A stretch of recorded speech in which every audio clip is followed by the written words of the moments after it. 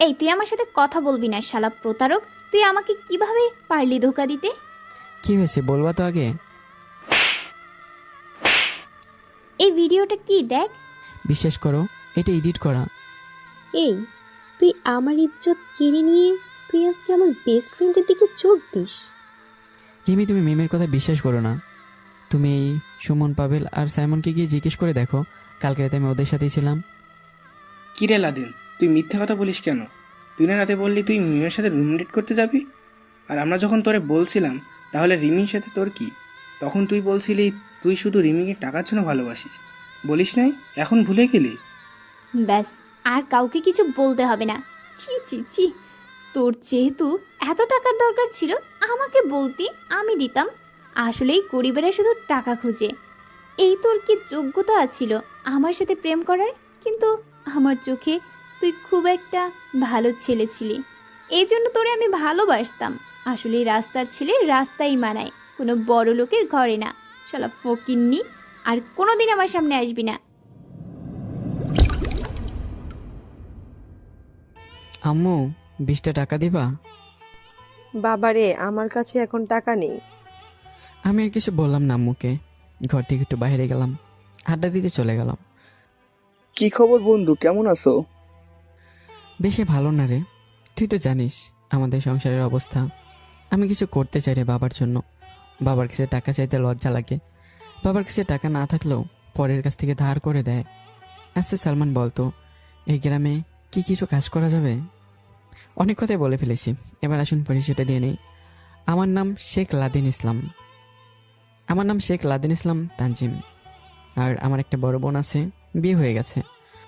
Laden, তুই তো জানিস এই গ্রামে কিছুই করা সম্ভব না, শুধু কৃষি কাজ ছাড়া। এখন কি করবি তুই চিন্তা করে দেখ। সালমান, তুই একটা জিনিস দেখছস? যারা ধনী তাদের জীবনটা কি সুন্দর। হ্যাঁ, ওদের টাকার অভাব নেই, টাকা দিয়ে ধনীরা সব কিছু কিনে নিতে পারে, এমনকি আমাদেরও কিনে নেয়। হায় আল্লাহ, কেন যে গরিব করে পাঠাইলা? না আছে চেহারা, না আছে টাকা। বাদ দে তো বন্ধু, আল্লাহ যা করেন আমাদের ভালোর জন্যই করেন। আচ্ছা, কালকে স্কুলে যাবি? হুম। লাদেন, তুই তোর বাবার কাজে সাহায্য করতে পারিস, তাহলে হয়তো তোর বাবার কষ্টটা কিছুটা কমতে পারে। হ্যাঁ রে, তাই আমি চিন্তা করছি। আচ্ছা সালমান, তোর জিএফের কি খবর? এই তো চলছে কোনো রকম। আচ্ছা শোন, একটা কথা তোরে বলাই হলো না। আগামীকাল বাবা আমাদের সবাইকে ঢাকায় নিয়ে যাবে। বাবা স্কুলের শিক্ষকের কাছ থেকে টিসি নিতে বলেছে। দেখ, হায় রে আমার কি কপাল, তুইও চলে যাবি। আমি একা একা কিভাবে থাকবো? বাবা বলেছে যাওয়া লাগবেই। আচ্ছা এখন বাড়িতে চল, অনেক বেলা হয়েছে। হ্যাঁ চল। বাড়ির দিকে আসার পর, আচ্ছা সালমান, এই ঘরটা কেন জানি নতুন নতুন লাগতেছে। এই তো আগামীকাল ঢাকা থেকে এক পরিবার এসেছে। এখন থেকে ওরা নাকি এখানেই থাকবে। আমার দূর সম্পর্কের আত্মীয়ের মামা হয়, আর মামা কয়েকদিন হলো মারা গেছেন, তাই ওরা এখন গ্রামের বাড়িতে চলে আসছে। জানিস লাদেন, ওদের কষ্ট সবসময় লেগে থাকে। এখন নাকি মামার ছেলে কৃষি কাজ করবে। গরিবের আবার কষ্ট কেড়ে, আমাদের কষ্ট তো কেউ আর বুঝতে চায় না। গরিবের ঘরে না হয়ে ধনীর ঘরে জন্ম নিতাম, তাহলে আজকে এত কষ্ট করে থাকতে হতো না। তুই জানিস না গরিবেরা ধনীদের 500 বছর আগে জান্নাতে যাবে? হ্যাঁ, এই দিক দিয়ে ভালোই হয়েছে। আল্লাহ যা করেন ভালোর জন্যই করেন। ধনী হলে টাকা চিন্তা থাকতো, আর গরিবের দিন আই না দিন খাই। একথা বলে দুজনে হাসতে লাগলাম। বাড়ির দিকে চলে আসলাম। আচ্ছা ভাই, কাল স্কুলে দেখা হবে। হুম। বাড়িতে আসার পর বাবা বলল, লাদেন, তোর নাকি টাকা লাগবে, তোর মা বলল। না বাবা, লাগবে না। এই নে 10 টাকা রেখে দে। বাবা, আমার কাছে এখন আর টাকা নেই। জানিস তো আমাদের সংসারের হাল, একদিন কাজ করতে পারলে 2 দিন বসে থাকা লাগে। আরে বাবা, লাগবে না, যখন লাগবে তখন বলবো না। আম্মু খেতে দাও। বস বাবা। আপনাদের মতো আমাদের টেবিল নাই, বসে খাবো, তাই একটা মোড়া এনে বসলাম। আচ্ছা মা, আজ কী দিয়ে খাবো? বাবা, আজ মরিচের ভর্তা আর কচু শাক দিয়ে খেতে হবে। আচ্ছা মা, খেতে দাও, অনেক ক্ষুধা লাগছে। খেয়ে পড়তে বসলাম। রাত 12টা পর্যন্ত পড়াশোনা করে ফোনটা একটু হাতে নিলাম। আপনাদের মতো আইফোন নেই ভাই আমাদের, গরিবের কম দামি ফোন হলেই চলে। সকালে উঠে নামাজ পড়ে কিছুক্ষণ লেখাপড়া করে স্কুলের জন্য তৈরি হলাম। রওনা দিব এমন সময় একটা মেয়ে মার কাছে এসে বলল, আন্টি, মা বলছে 1 কাপ লবণ দিতে। দাও মা।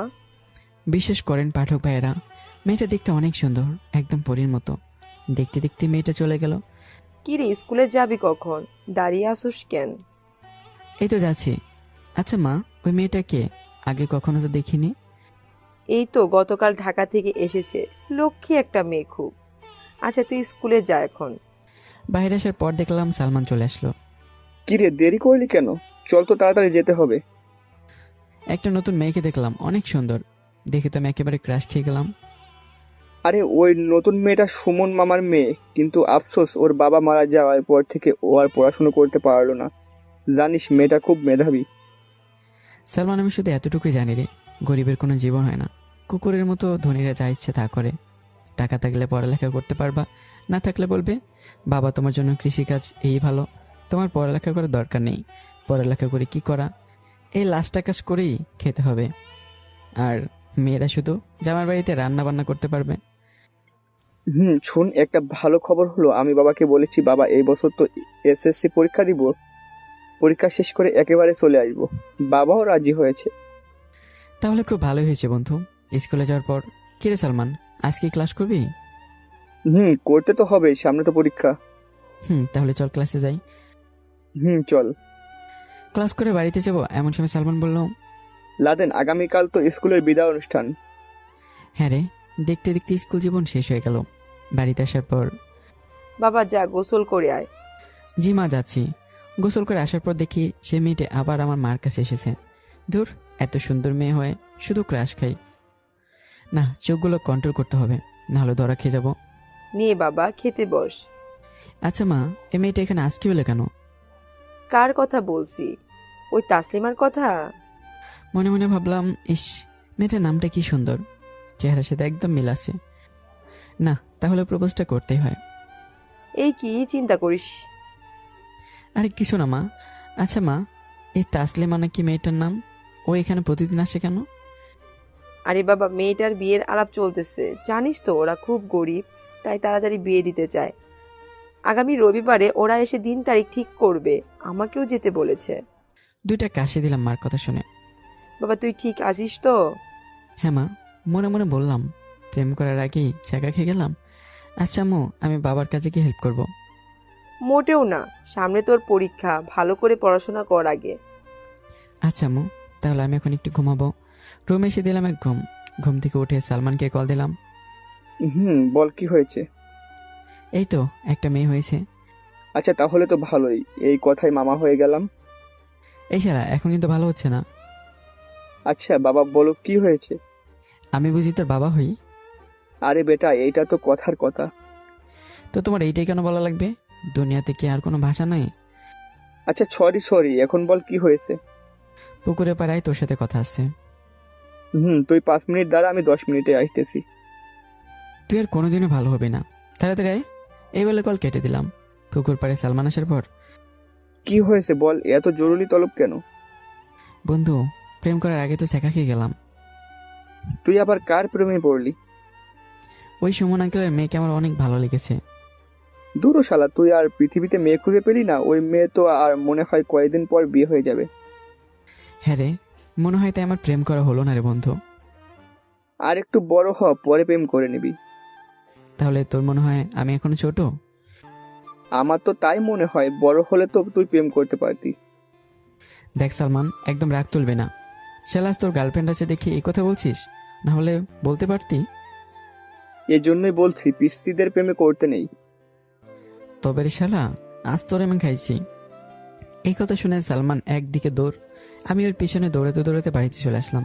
একটু পর বাবা এসে বলল, লাদেন, জি বলো বাবা। সামনে তো পরীক্ষা। জি বাবা। আমার একটা ইচ্ছা ছিল রে বাবা, তুই ভালো করে পড়াশুনো করে বড় একটা অফিসে চাকরি করবি। বাবা তুমি শুধু আমার জন্য দোয়া করো, ইনশাল্লাহ আমি পারবো। আচ্ছা বাবা, তাহলে তুই পড়, আমি যাই। মনে মনে চিন্তা করলাম, বাবার স্বপ্নগুলো সত্যি করতে হবে, তাই এখন প্রচুর পরিমাণে পড়ালেখা করি। স্কুল থেকে অ্যাডমিট কার্ড পেয়ে গেছি, আর মাত্র 3 দিন পরীক্ষার বাকি। দেখতে দেখতে পরীক্ষার দিন চলে আসলো, পরীক্ষাও দেওয়া শেষ হয়ে গেল। এখন শুধু রেজাল্ট দেওয়ার অপেক্ষায়। বাবা, আমি আজকে থেকে তোমার সাথে কাজ করব। না বাবা, তোর কিছুই করতে হবে না, তুই বাড়িতে যা। না বাবা, আমি কাজ করব বলো, আমাকে কি করতে হবে? তাহলে যা, আমাদের গরুর জন্য 1 বস্তা ঘাস কেটে বাড়িতে নিয়ে যা, তাহলেই হবে। জি বাবা। বাড়িতে আসার পর দেখ দেখ, আমার ছেলেটা ঘেমে একেবারে শেষ হয়ে গেছে। তরে কে বলেছে ঘাস কেটে আনতে? আয় এইদিকে আয়, শরীরটা মুছে দেই। মনে মনে বললাম, মার মতোই আপন কেউ হয় না। আবার এই মাকে কিভাবে বৃদ্ধাশ্রমে রেখে আসে, হায় রে মানুষ। আচ্ছা বাবা, গোসল করে আয়, আমি খাবার দিতেছি। আম্মুর গালে একটা চুমু দিয়ে, ওকে আমার সুইট আম্মু। পাগল ছেলে আমার, যা তাড়াতাড়ি গোসল করে আয়। গোসল করার পর খাবার খেয়ে বিকেলে পুকুর পাড়ে গেলাম। সালমান বলল, পরীক্ষা তো শেষ, আমি কাল চলে যাব, তুই কি করবি? আচ্ছা, তোদের তো অনেকগুলো কোম্পানি আছে, আমাকে একটায় নিয়ে যেতে পারবি? তাহলে নিজের পড়ালেখাটা করতে পারতাম। দেখতে পারি, তবে তোর পড়ালেখা তো কম, তবু বাবাকে বলে দেখবো নে, যদি দুইজন একসাথে ঢাকায় যেতে পারি। আচ্ছা দেখি বাবাকে কল দিয়ে, তবে রাতে আমি জানাবো, এখন বাড়িতে যাই। ওকে, তাহলে চল। বাড়িতে আসার পর বাবা আমাকে উদ্দেশ্য করে বললাম, মা আমি সালমানকে বলেছিলাম ওদের একটা কোম্পানিতে কোনো এক পদে নিতে, রাতে বলবে বলেছে, তোমরা কি বলো? বাবা, যাবি ভালো কথা, কিন্তু পড়াশুনো বাদ দিবি না? আরে না, পড়ালেখা বাদ দেব না, পড়ালেখাও চালিয়ে যাব। রুমে আসার পর কিছুক্ষণ পর সালমান কল দিল। হ্যাঁ সালমান, কি বলেছে আঙ্কেল? বাবা বলেছে নতুন অফিসে নাকি একটা পদ খালি আছে, আর সেটা হলো পিয়নের চাকরি। এখন তুই যদি বলিস তাহলে হবে, আর বেতন ভালোই হবে, তোর পড়ালেখাও চালিয়ে যেতে পারবি, আর তোর পরিবারের খরচ। মনে মনে বললাম, হায় রে দুনিয়ার মানুষ কি স্বার্থপর, টাকা ছাড়া কিছুই হয় না। লাস্ট বন্ধু বলে পিয়নের চাকরি করতে। কি রে, কিছু বল। করব। কখন যেতে হবে? সকালে আমার পরিবার সহ আমি যাব, তুই তৈরি থাকিস 8টার দিকে। ওকে বাই, সকালে দেখা হবে। এখন একটু কাপড় চোপড় গুছিয়ে রাখি। Okay bye. ফোন রাখার পর মাকে গিয়ে বললাম, সকালে শহরের দিকে রওনা দিব। মা অনেক কান্না করেছে এই কথা শুনে। যত হোক মায়ের মন তো। সকালে যখন রওনা দেব। বাবা গিয়ে একটা কল দিবি, আর কারোর সাথে ঝগড়া করবি না। ওকে মা। আচ্ছা বাই, গেলাম বাবা। দেখে শুনে যাবি, আর এই টাকাগুলো রাখ। না বাবা, আমার কাছে আছে, এই টাকাগুলো নিয়ে তোমরা চলবা কিভাবে? ধুর, কিচ্ছু হবে না, নে। আচ্ছা বাবা, যাই। বাসে ওঠার পর এই লাদেন, এখানে তোর সিট, বস এখানে। শহরে যাওয়ার পর, লাদেন চল তাহলে আমাদের বাসায়। না রে, আচ্ছা এখানে কোনো মেস আছে? আমাদের বাড়ির কাছে একটা বড় ফ্ল্যাটে 3জন ব্যাচেলার একসাথে থাকে, যদি বলিস আলাপ করে দেখতে পারি। দেখ। আর মনে মনে বললাম, কি বন্ধু যে তুই, তোর বাসায় যেতে বললি না। তুই এখানে দাঁড়া, আমি কথা বলে আসি। ওকে। কিছুক্ষণ পর সালমান সহ 3টা ছেলে এলো। ভাই, এ আমার বন্ধু, একটু দেখে রাখবা। আর লাদেন, কালকে সকালে অফিসে সময় মতো চলে যাবি, তাহলে আমি যাই আজকে। যা। চল। আচ্ছা, আমাদের নামগুলো হলো, এ হলো সাইমন, আর এ হলো সুমন, আর এ হলো পাভেল। আচ্ছা, তোমার নাম? আমার নাম লাদেন ইসলাম তানজিম, তোমরা লাদেন বলে ডাকতে পারো। তাহলে আজ থেকে আমরা 4জন বন্ধু। ওকে তাহলে বন্ধু, সব কিছু গুছিয়ে। কি লাদেন, তোর গার্লফ্রেন্ড নেই? আমার আবার গার্লফ্রেন্ড? কেন রে? আর আমি গ্রামের ছেলে তো, এই জন্য কেউ পছন্দ করে না। ধুর বেটা, দেখবি কয়দিন পর অনেক মেয়ে তোর জন্য পাগল। আচ্ছা তোদের জিএফ নাই? আছে তো আমার 2টা। আমরা একটা।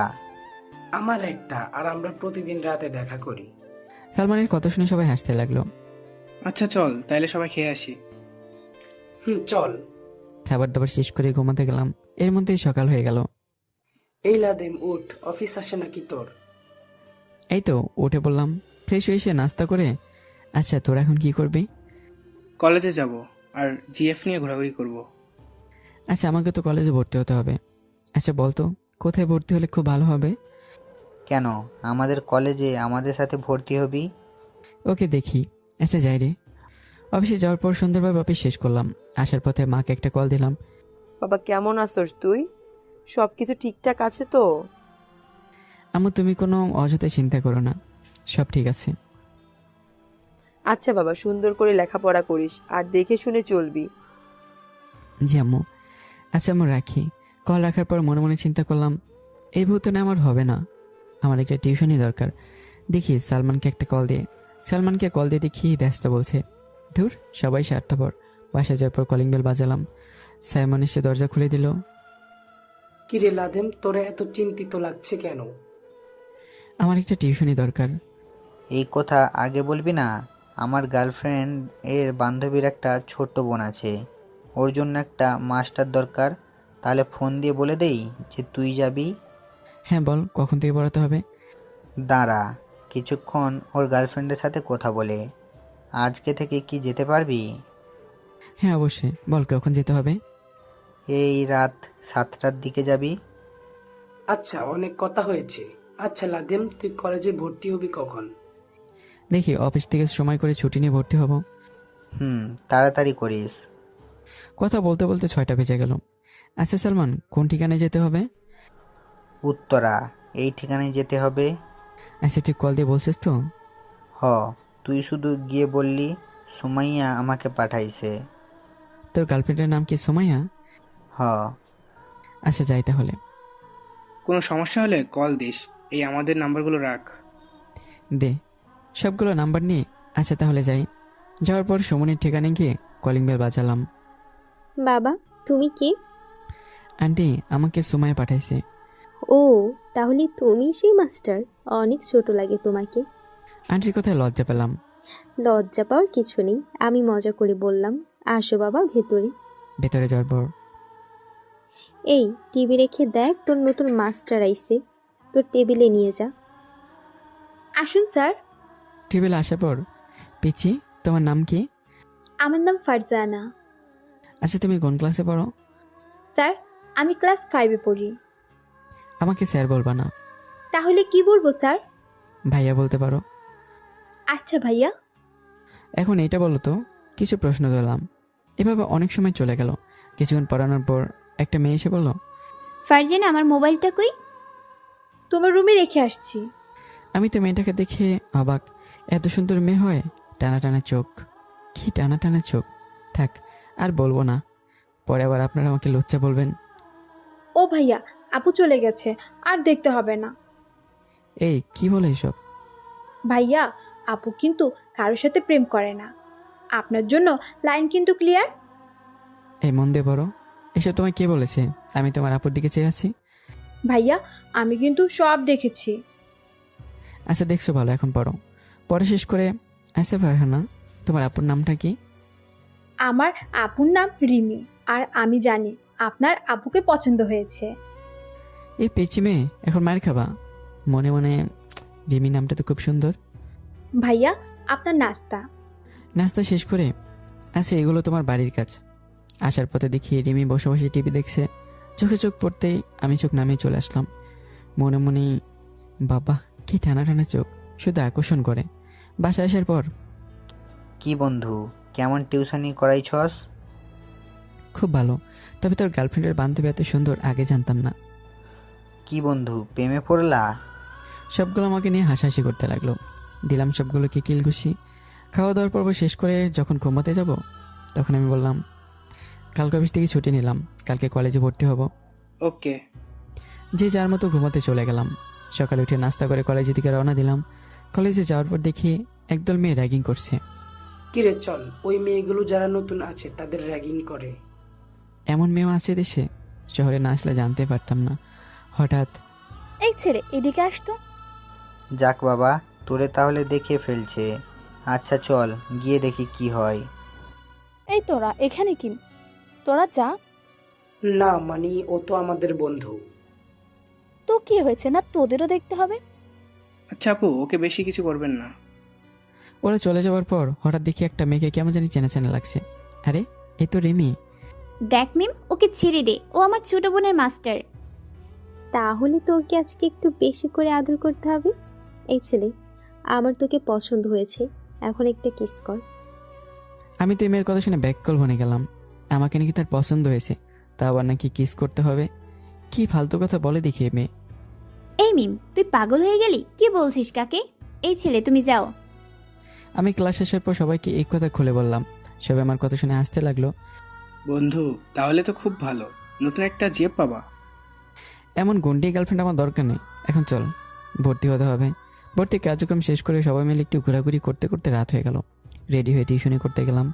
ভালো আছেন ভাইয়া? হ্যাঁ, এই তো আলহামদুলিল্লাহ ভালো। তুমি? এই তো ভাইয়া ভালো। বাড়ির কাজ করছো? এই যে স্যার। এই তো গুড গার্ল। হঠাৎ রিমি এসে হাজির। ফারজানা, তুই একটু স্যারের খাবার নিয়ে আয়, আমি একটু তোর স্যারের সাথে কথা বলে আসি। ওকে আপু। কি স্যার, আমার বান্ধবীর সাথে প্রেম করবেন না? কি স্যার স্যার বলছেন? আমার নাম লাদেন, লাদেন বলে ডাকতে পারেন। আর আমি এরকম গন্ডি মেয়ের সাথে প্রেম করব না। আমি তো প্রেম করবো আপনাদের মতো মেয়ের সাথে। আমার কথা শুনে লজ্জা পেল রিমি। আপনার ফোন নাম্বারটা পেতে পারি? 017। আচ্ছা স্যার, তাহলে রাতে কল দিমুনে। এই বলে রিমি চলে গেল। ভাইয়া আপনার নাস্তা। হ্যাঁ, নাস্তা করা শেষ।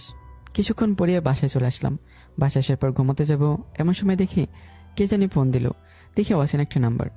কে বলছেন? বলেন তো কে? ফারজানার বড় বোন। চিনলেন কি করে? আপনার মতো সুন্দরী মেয়েকে আর বলতে পারি? জান, আমি এত সুন্দর না। আমার কাছে তো আপনি একটা পরী। জানেন, আপনাকে অনেক সুন্দর লাগে আমার কাছে। তাহলে তো মনে হয় আমাকে আপনি পছন্দ করেন। না মানিয়ে না মানে না করে সত্যি করে বলেন। সত্যি বললে বকা দিবেন না তো আবার? আরে না, বলেন। আপনাকে আমার ভালো লাগে। শুধু কি ভালো লাগে, আর কিছু না? আমি আপনাকে বিয়ে করতে চাই। বাবা, সরাসরি প্রপোজ? হুম। আমার কিছু কথা আছে, যদি রাখতে পারেন ভেবে দেখতে পারি। হ্যাঁ, অবশ্যই বলতে পারেন। আমাকে অনেক অনেক ভালোবাসতে হবে। কোনোদিন আমাকে ছেড়ে চলে যেতে পারবেন না, কোনো কষ্ট দিবেন না, তাহলে চিন্তা করে দেখতে পারি। আর আমি 100 বার রাজি আছি। I love you. I love you too. বাবু। আমার বাবুটা বলো। আমি তোমাকে ভালোবাসি। কোন দিন থেকে? যেদিন প্রথম দেখেছি সেই দিন থেকে। আমিও প্রথম দেখাতেই তোমাকে অনেক ভালোবেসে ফেলেছি। হ্যাঁ, আমি জানি তো। আচ্ছা বাবু, আমাকে একটা কিস করো তো। এই একদম না। প্লিজ বাবু। তাহলে আমার বাড়িতে চলে আসো। রাত তো অনেক হয়েছে। সমস্যা নেই, তুমি আসো তো। ফোন রেখে যখন রুম থেকে বাইরে হতে যাব তখন কই যাও বন্ধু? এই একটু ইস্যু করব। এই সত্যি করে বল, কিছু তো হয়েছে? না মানে তোর গার্লফ্রেন্ডের বান্ধবীর সাথে একটু দেখা করব। আচ্ছা মামা, তাহলে তুমিও শেষমেশ প্রেমে পড়লা? তা রিমি কি রাজি হয়েছে? হুম। আচ্ছা, একা একা যেতে পারবি? তোরা চল না। আমরা গিয়ে কি করব? আরে তোরা নিচে দাঁড়িয়ে থাকবি, আমি গিয়ে দেখা করব। ওই তুই তো টিউশনি করাতেই যাস, তো কি হয়েছে? তখন দেখা করবি। না, রিমি বলেছে এখন যেতে। বুঝলাম। তাহলে চল মামা। বাড়ি থেকে বের হয়ে রিমিদের বাড়ির সামনে। এখন কিভাবে যাবো মামা? তোরা তো প্রেম করিস, আমাকে একটা আইডিয়া দে না। ওই দেখা যায় একটা মই, এটা নিয়ে আয়। মই আনার পর এখন কি করতে হবে? কি আর করবি, এইটা দিয়ে উপরে ওঠ। আর ওই আলো জ্বলছে দেখ, ওইটা মনে হয় রিমির রুম। পড়ে গেলে কি হবে তখন? আরে মামা, কিচ্ছুই হবে না। দেখবি আপনা আপনি তো সাহস হয়ে যাবে। আর আমরা কিন্তু নিচে আছি, তাড়াতাড়ি আসবি। দেখবি আবার যেন বাসরাত করে না ফেলিস। দূর, কি যে বলিস তোরা। খুব কষ্ট করে উপরে উঠলাম। উঠে দেখি রিমি খুব সুন্দর করে ঘুমাইতেছে। দিলাম এক লাফ, একেবারে রিমির উপরে পড়লাম। রিমি চিৎকার করতে যাবে, দিলাম লিপ কিস করে। অনেকক্ষণ পরে ছাড়লাম। কি বাবু, কেমন দিলাম? রিমি চোখ বড় বড় করে তাকিয়েছে আমার দিকে। এভাবে তাকিয়েছো কেন? এই তুমি আসতে বলছি, এই জন্য কি সত্যি সত্যি চলে আসতে হবে? আমার দুইটা না, একটা মাত্র কলিজা, তার কথা কি আমি ফেলে দিতে পারি? তুমি আসছো ভালো কথা, তাহলে আমার উপরেই কি পড়তে হবে? এই হাসবা না একদম। আর আমার উপর থেকে সরো। না বাবু, আমার এভাবে অনেক ভালো লাগলো। এই কথা বলতে রিমি আমার উপর উঠে আমাকে নিচে ফেলে দিল আর আমার বুকে মাথা রেখে। এখন হয়েছে। তুমি এত তাড়াতাড়ি ঘুমিয়ে পড়লা যে? তো কি করব? তুমি তো আমাকে বলছো আসতে। আমি কি সত্যি জানি নাকি তুমি চলে আসবা? আচ্ছা বাবু, বলো। আমরা কয়টা বাচ্চা নেব? এই কিসব উল্টাপাল্টা কথা বলো। না, বিয়ের আগে সব ঠিক করে রাখা তো খুব ভালো। না, এইসব কথা আমরা বিয়ের পর আলোচনা করব। হুম। আচ্ছা বাবু, আমাদের সম্পর্ক মেনে নিবে কি সবাই? আমার মা অনেক ভালো। আমার মা ঠিকই আমাদের মেনে নেবে। বাবা একটু রাগী, কিন্তু বাবা পরে মেনে নেবে। আমার পরিবার যদি না মেনে নেয়? তাহলে আমরা পালিয়ে বিয়ে করব। এই একদম না, পালিয়ে বিয়ে করব না আমরা? তাহলে কি করবা? আরে গাধা, আমি তো মজা করলাম। আমি তো একেবারে ভয় পেয়ে গেছিলাম। এত ভয় পাওয়ার দরকার নেই।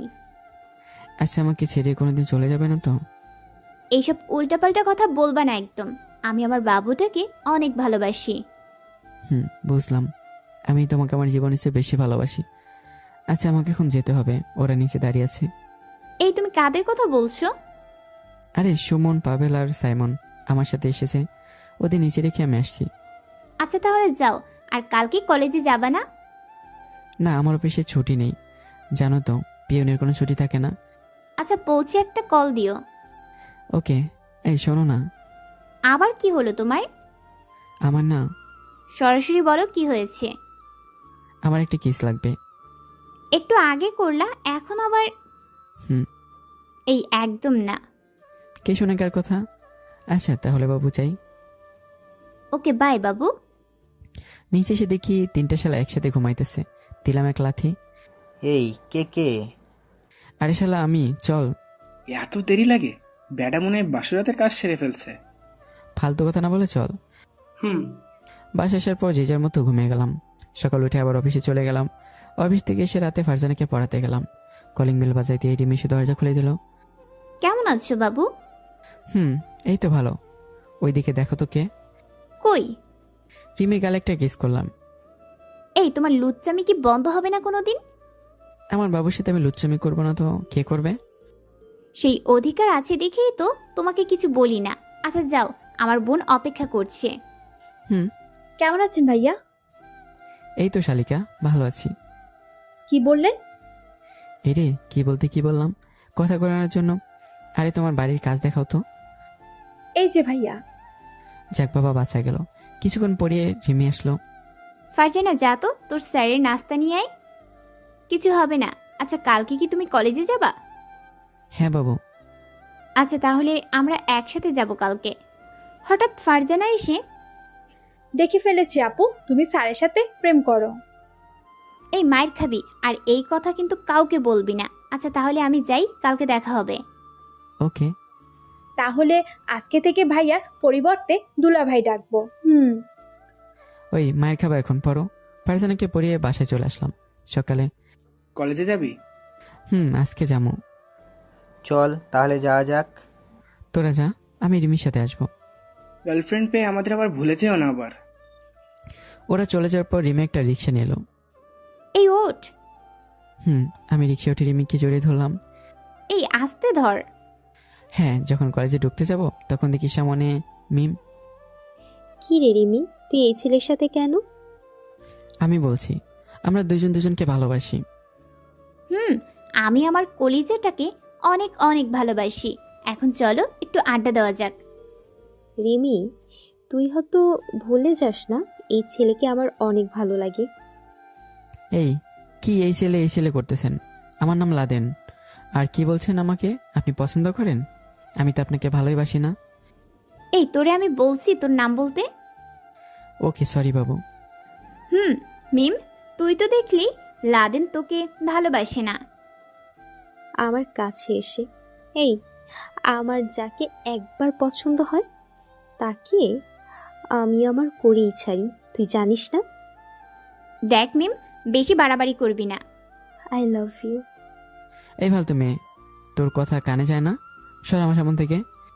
দেখি আমি তোরে বিয়ে না করতে পারলে কি করে। বাংলাদেশে এমন কোনো মেয়ে নেই আমার জিনিসের উপরে চোখ দেয়। সেটা তোকে বলতে হবে না, আমিও দেখে নেব। আজকের পর থেকে তুই আমার বেস্ট ফ্রেন্ড না। তুই আমার জিনিসের উপর হাত দিলি, আর তুই কিভাবে ভাবলি আমার বেস্ট ফ্রেন্ড তুই থাকবি?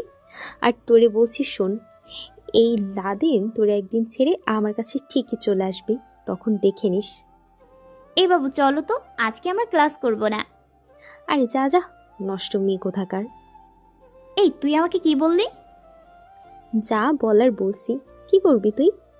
প্লিজ বাবু, এখান থেকে চলো। সব কিছু তোর জন্য হয়েছে দাদিন, তোরে আমি দেখে নেব, মনে রাখিস। আচ্ছা যা করার করিস, দেখবো না। এই কথা বলে রিমিকে নিয়ে পার্কে চলে আসলাম। বাবু আমার কেন জানি মনে হচ্ছে সামনে আমাদের অনেক বিপদ। আরে বাবু কিছু হবে না, তুমি দেখে নিও। আমার না খুব ভয় হচ্ছে, এই মিম আবার তোমাকে কিছু করবে না তো? আরে না, মিম আমাকে আবার কি করবে? ওর মনে হয় সেই সাহস নেই। রিমি আমাকে জড়িয়ে ধরে বলল, জানো তো বাবু, তোমাকে আমি কতটা ভালোবাসি। আর এই মেয়ের কথায় তোমাকে তো ভয় পেতে হবে না। রিমির মনটা খারাপ, তাই একটা কিস করলাম। এই শয়তান বেটা, আবার কেন কিস করলা? আমার মন বলছে তাই করছি। তোমাকে এমন মাইর দেব, পরে কিন্তু কিস করবা না। এই তুমি হাসো কেন? এমনি। আচ্ছা চলো তাহলে বাড়িতে যাই। চলো। বাড়িতে আসার পর কি রে, কলেজে গেলি না কেন? সমস্যা হয়েছিল। কি হয়েছিল বল তো শুনি। ওদের সব কিছু বলার পর মেয়েটা কিন্তু খুব চালাক। ভয় দেখাস? বাদ দে, এসব কিছুই হবে না। সন্ধ্যায় ফারজানাকে পড়িয়ে বাসায় এসে ঘুমিয়ে গেলাম। সকালে কালকে তো কলেজ করলি না, আজকে কি করবি? তাহলে চল। দাঁড়া একটু। রিমিকে কল দেওয়ার পর, বলো। কোথায় তুমি? আজকে একটু আগে কলেজে চলে আসছি, তুমিও চলে আসো। ওকে। ফোন রেখে দিয়ে ওদের সাথে রওনা দিলাম। কলেজে যাওয়ার পর রিমিকে দেখি দাঁড়িয়ে আছে। আমি রিমির কাছে গিয়ে, কি করে আমার বাবুটা? এই তুই আমার সাথে কথা বলবি না শালা প্রতারক, তুই আমাকে কিভাবে পারলি ধোকা দিতে? এই বলে কান্না করতে লাগলো। কি হয়েছে বলবা তো আগে। এই ভিডিওটা কি দেখ। রিমি ঠাস ঠাস করে দুইটা দিল আমার দুই গালে। ভিডিওতে দেখি আমার আর মিমের এত কাছাকাছি পিক দেখলে মনে হবে যেন আমি মিমের সাথে রুম ডেট করছি। বিশ্বাস করো, এটা এডিট করা। এই তুই আমার ইজ্জত কেড়ে নিয়ে তুই আজকে আমার বেস্ট ফ্রেন্ডের দিকে চোখ দিস? রিমি, তুমি মিমের কথা বিশ্বাস করো না। তুমি এই সুমন, পাবেল আর সাইমনকে গিয়ে জিজ্ঞেস করে দেখো, কালকে রাতে আমি ওদের সাথেই ছিলাম। কি রে লাদেন, তুই মিথ্যে কথা বলিস কেন? তুই না রাতে বললি তুই মিমের সাথে রুম ডেট করতে যাবি। আর আমরা যখন তোরে বলছিলাম তাহলে রিমির সাথে তোর কি, তখন তুই বলছিলি তুই শুধু রিমিকে টাকার জন্য ভালোবাসিস, বলিস নাই? এখন ভুলে গেলি? ব্যাস, আর কাউকে কিছু বলতে হবে না। ছি ছি ছি, তোর যেহেতু এত টাকার দরকার ছিল আমাকে বলতি, আমি দিতাম। আসলেই গরিবেরা শুধু টাকা খুঁজে। এই তোর কি যোগ্যতা ছিল আমার সাথে প্রেম করার? কিন্তু আমার চোখে তুই খুব একটা ভালো ছেলে ছিলি, এই জন্য তোরে আমি ভালোবাসতাম। আসলে রাস্তার ছেলে রাস্তাই মানায়, কোনো বড় লোকের ঘরে না। শালা ফকিন্নি, আর কোনোদিন আমার সামনে আসবি না। এই বলে রিমি কান্না করতে করতে চলে গেল। পাবেল, সুমন আর সাইমন কি লাভ পেলে আমার সাথে এমনটা করে? টাকার জন্য সব করা যায় বন্ধু, টাকার কাছে তো তুমি কিছুই না। কি লাদেন, এখনো তো তোমার পাশে কেউ নেই, এখনো সময় আছে, আমাকে বিয়ে করে নাও। আমার জীবন থাকতে কোনোদিন তোরে আমি বিয়ে করব না। একদিন সময় এসব বলে দেবে, তখন মিম আমি তোরে দেখে নেব। আর সুমন, পাবেল, সাইমন তোদের আমি বন্ধুর মতোই দেখতাম। আর তোরা আমার সাথে এমন করলি, কিছুই বলবো না রে, ভালো থাকিস। এই তোরে আমি বিয়ে করার জন্য এত কিছু করলাম, আর তুই কি না এখন চলে যাবি? আমার সাথে চল, তুই যা বলবি আমি সব দেব তোরে। পারবেন আমার রিমিকে আমার বুকে ফিরিয়ে দিতে? পারবেন আমার বন্ধুদের আমার বুকে ফিরিয়ে দিতে? এই বলে আমি কলেজ থেকে বেরিয়ে গেলাম। আজ খুব কান্না পাচ্ছে। মাকে বলতে খুব ইচ্ছে করছে, মা গো দেখো তোমার ছেলেটা খুব একা, গরিবের কোনো ভালোবাসা হয় না, গরিবের আছে শুধু কষ্ট, গরিবকে শুধু সবাই দয়াই করে, কেউ আর ভালোবাসতে পারে না। এ বলে কান্না করছি আর হেঁটে হেঁটে যাচ্ছি। হঠাৎ কোত্থেকে যেন একটা গাড়ি এসে আমাকে তুলে নিয়ে গেল। আমার মুখে কি জানি একটা দিলে আমি অজ্ঞান হয়ে গেলাম। যখন আমার জ্ঞান পেল তখন আমি দেখি একটা বড় ঘরে আমাকে চেয়ারের সাথে বেঁধে রাখা হয়েছে। আর এখানে জঙ্গল ছাড়া কিছু নেই, এখানে মনে হয় মানুষ খুব কমই আসে। একটু পর দেখি তিনজন লোক, তাদের সাথে আমার কথা বলার মতো শক্তিও হারিয়ে ফেলেছি, কারণ তারা হলো সুমন, পাবেল আর সাইমন। কি বন্ধু, কেমন দিলাম? আমার সাথে কেন এমন করলি? বলছি না বন্ধু, আমাদের জন্য টাকাই সব। এই তো ওদের মন বলতে কিছু আছে? কি আমাদের মন বলতে কিছুই নেই? দাঁড়া, দেখাচ্ছি মজা তোরে। এই বলে তিনজনে তিনটা লাঠি নিয়ে আমাকে পেটাতে লাগলো। মারতে মারতে আর পারছি না। প্লিজ আমাকে তোর আর মারিস না, নাহলে আমি মরে যাব, ছেড়ে দে আমাকে। তোরে এখানে আনছি মারার জন্য না, কিন্তু তোর কথার জন্য তোরে মারতে হলো। এখন বল, তুই মিমকে বিয়ে করবি কিনা? আমাকে তোরা যদি মেরে ফেলিস তবু আমি মিমকে বিয়ে করব না। কি বিয়ে করবি না? তোরে তো এখনো মারিই নাই, এখন দেখ মার কারে কয়। এই তোরা থাম। আমি মেয়েটাকে দেখে অবাক হয়ে গেলাম। কারণ মেয়েটা ছিল মিম। এই তোরা যে এভাবে মারছিস, ও মরে গেলে আমি বিয়ে করব কাকে? গাধা কোথাকার। আচ্ছা ঠিক আছে, এখন কি আমরা চলে যাব? না, তোরা এখানে থাক। এখন বল আমাকে বিয়ে করবি কিনা, নাকি আমাকে অন্যভাবে তোকে বলাতে হবে? যদি বিয়ে করতে হয় তাহলে আমি একমাত্র রিমিকে বিয়ে করব। আর তোর মতো মেয়েকে বিয়ে করা তো দূরের কথা, তোর সাথে কথা বলতে আমার এখন ঘৃণা হচ্ছে। দেখলি এর ব্যবহার? এজন্য ওকে মারা দরকার। আর আমাদের টাকাগুলো দে, আমরা চলে যাই। তুই যা ইচ্ছে তাই কর এর সাথে। এই নে, এখানে 50 লাখ টাকা আছে, নিয়ে চলে যা। আর এই কথা যেন কারো কানের কাছে না যায়। কেউ জানতে পারলে এর পরিণাম কিন্তু ভালো হবে না। আশা করি ভালো করে বোঝাতে পারলাম। আরে এসব তোর চিন্তা করতে হবে না, তুই যদি একে মেরেও ফেলিস কেউ কিচ্ছু জানতে পারবে না। ছি, বিশ্বাসঘাতকরা, তোরা একসময় আমার বন্ধু ছিলি, আমার তো ভাবতে ঘৃণা লাগে। হি, ভালো থাকিস বন্ধু। আলবিদা। এখন এখানে কেউ নেই, শুধু আমি আর তুই। আমাকে মেরে ফেললেও আপনাকে আমি কোনোদিনও বিয়ে করব না। এক কথা কতবার বলবো? আমার সামনে একটা রাইফেল ধরে এখন বল রাজি হবে কিনা। হাসালি, আমাকে ভয় দেখাস?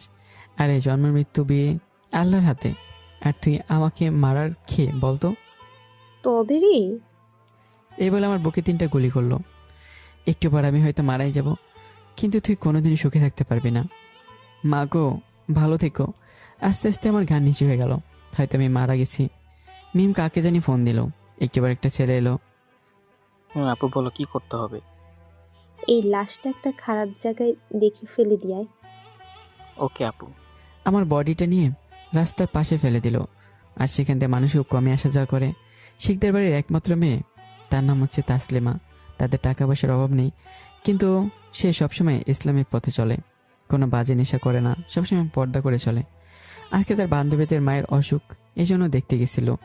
অনেক রাত হয়ে গেছে, এই জন্য সে শর্টকাট রাস্তা ব্যবহার করার জন্য আমাকে যে রাস্তায় মেরে রাখা হয়েছে সে রাস্তা দিয়ে আসছে। অনেকটা পথ আসার পর হঠাৎ সামনে একটা ছোট কলা গাছ পড়ে। গাড়ি থেকে নেমে গাছটা সরিয়ে আমার লাশের উপর ফেলে দিল। তখন আমার হালকা জ্ঞান ছিল, যার ফলে আমি উফ বলে হালকা একটু চিৎকার দিলাম। আর আপনারা বলতে পারেন, একটা মানুষকে 3টা গুলি করার পর কীভাবে বেঁচে থাকতে পারে? কারণ হলো আমাকে একটা গুলি পায়ে, আরেকটা হাতে, আরেকটা পেটের একটু উপরে, যার কারণে এখনো বেঁচে আছি। কি শব্দ করলো? আবার কোনো শয়তান না তো? দেখে একটু সামনে গিয়ে। আমার লাশটা তখন কলাপাতা দিয়ে ঘেরা ছিল। কলাপাতা সরাতে তাসলিমা দেখে একটা লাশ পড়ে আছে। সে তাড়াতাড়ি নাকে হাত দিয়ে দেখে আমার এখনো হালকা শ্বাস চলছে। সে তাড়াতাড়ি তার ড্রাইভারের সাহায্য নিয়ে আমাকে গাড়িতে তুলে হাসপাতালে নিয়ে গেল। হাসপাতালে যাওয়ার পর ডাক্তার তাড়াতাড়ি আমাকে এমার্জেন্সিতে নিয়ে যায়। তাসলিমার বাবাকে কল দেওয়ার পর, কি হচ্ছে মা? বাবা, আমি একটা লাশ পেয়েছি, কে জানি মেরে রেখে চলে গেছে, আর সে এখনো বেঁচে আছে। এই জন্য তাকে আমি হাসপাতালে নিয়ে এসেছি, তুমি তাড়াতাড়ি আসো। কেন যে তুই এই ঝামেলায় জড়াতে গেলি? তুই থাক, আমি আসছি। আর অন্যদিকে রিমিকে আমি ধোঁকা দিছি, এটা সে কোনোভাবে বিশ্বাস করতে পারে না। এই জন্য প্রতিদিন কান্না করতো। আর রিমির বাবা জানতে পারে আমার জন্য এমন হয়েছে, তাই রিমির বাবা মা আর মেয়ের জীবন ধ্বংস করতে দিতে পারে না। তাই বুদ্ধিকারী রিমিকে বিদেশে পাঠিয়ে দেয় পড়ালেখা করার জন্য, যাতে সে বড় একটা কিছু করতে পারে। আর এদিকে যখন আমার জ্ঞান ফিরে, আমি এখন কোথায়? আর তাসলিমা আমার থেকে 3 বছরের বড়, ওর বিয়ে ঠিক করা আছে। এই তো ভাইয়া, তুমি এখন হাসপাতালে আছো? হঠাৎ আমার সব মনে পড়তে লাগলো, আর আমি কান্না করতে লাগলাম। কেন বাঁচালে তুমি আমাকে আপু? আমার পৃথিবীতে বেঁচে থাকার অধিকারই নেই। কি সব আবল তাবল বলছো? আর তোমাকে কে মেরেছে, আর কেন বা মেরেছে? একে করে সব বলতে লাগলাম। এমন মেয়েও পৃথিবীতে আছে? হায় আল্লাহ! আপু এমনিতে অনেক কষ্ট দিয়ে ফেলেছি, এখন আমি তাহলে যাই? এই ছেলে, এখন মার খাবা কিন্তু, চুপচাপ শুয়ে থাকো। আচ্ছা আপু, তোমার ফোনটা একটু দিবা, মার সাথে কথা বলতাম। এই নাও। মাকে কল দেওয়ার পর, কে বলছেন? আম্মু তুমি কেমন আছো? বাবা তুই এতদিন কোথায় ছিলি? তোর কিছু হয় নাই তো? না আম্মু, তুমি চিন্তা করো না, আমি ভালো আছি। সত্যি করে বল, কিছু হয় নাই তো? এই হলো মার মন, ছেলের কিছু হবে সবার আগে বলতে পারে মা। আরে না আম্মু, আর আমি কয়েকদিনের ভিতরে বাড়িতে আসবো। আচ্ছা বাবা, চলে আয়। আজকাল কেন জানি তোর বাবার শরীরটা ভালো যাচ্ছে না। কেন আম্মু, বাবার আবার কিছু হয়নি তো? না বাবা, আগে তুই বাড়ি আয়, পরে সব জানতে পারবি। আচ্ছা আম্মু, তাহলে আমি রাখি। এ বলে ফোন রেখে দিলাম। আপু, তোমার নামটা কি? আমার নাম তাসলিমা। তা আমার ছোট ভাইটার নাম কি? আমার নাম লাদেন। রিমি দেখতে খুব সুন্দর ছিল না রে? আপুর কথা শুনে মন খারাপ হয়ে গেল।